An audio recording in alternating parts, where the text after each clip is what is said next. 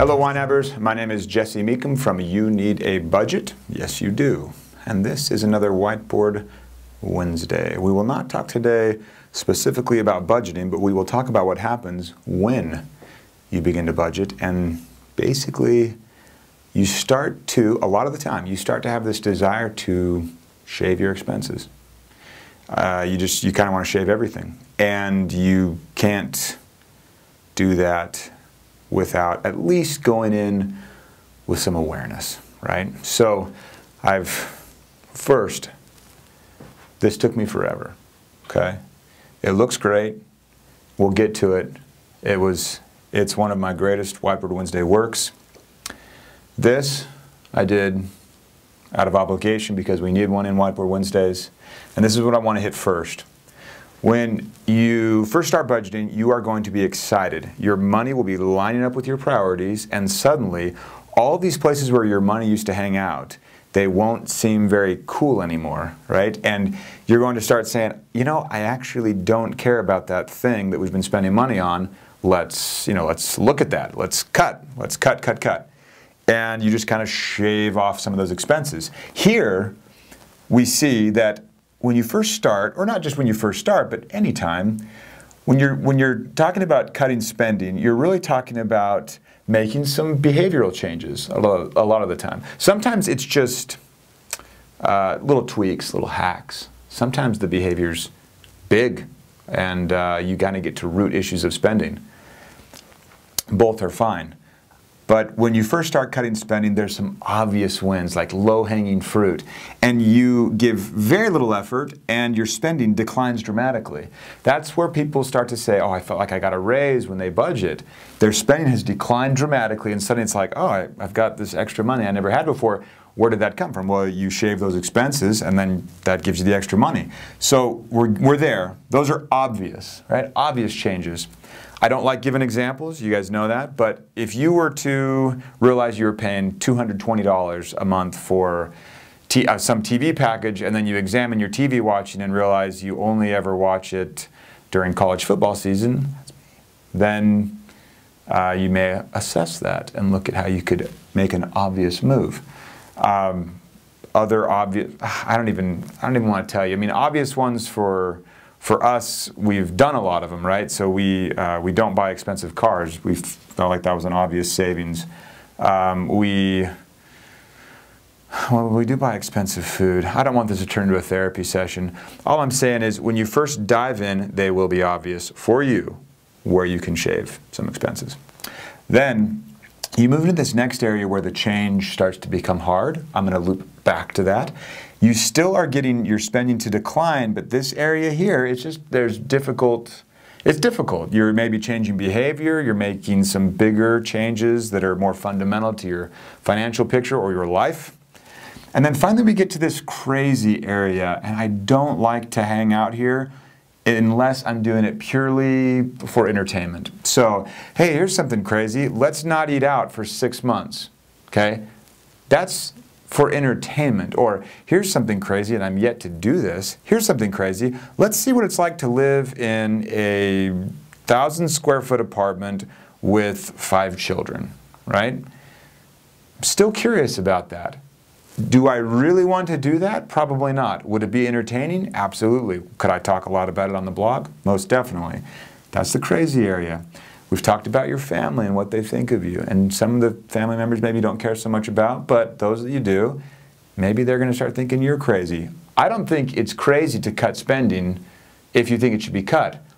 The crazy definition comes from the effort given to lower spending by just that incremental, tiny little amount. The law of diminishing returns again. So as it comes down, you're like, oh, if we... I have a hard time.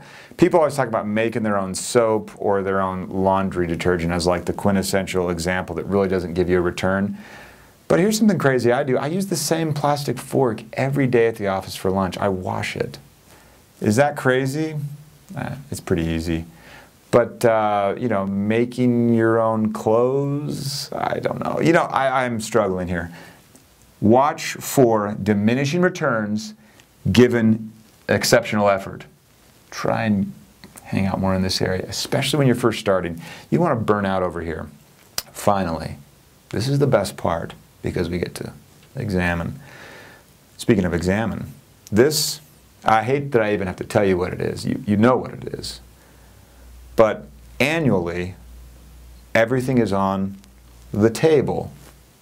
And all of your expenses go under the, what this obviously is. Because I'm not going to say it. You know what it is based on the picture. So you put everything under this. All of it's on the table. You look at your housing, transportation, how close do I live to work, should I work, how are we doing on like our saving, could we squeeze anything, where are we spending for kids' activities, for our pets, for insurance, what about life insurance, what about our health insurance, everything. All outflows for the whole year. You place them on the table and you examine them using this implement here. And you just ask yourself those questions. Should we move? Maybe it's like a 2-second question and answer. Should we move? Heck no. I love it here. Then you're good.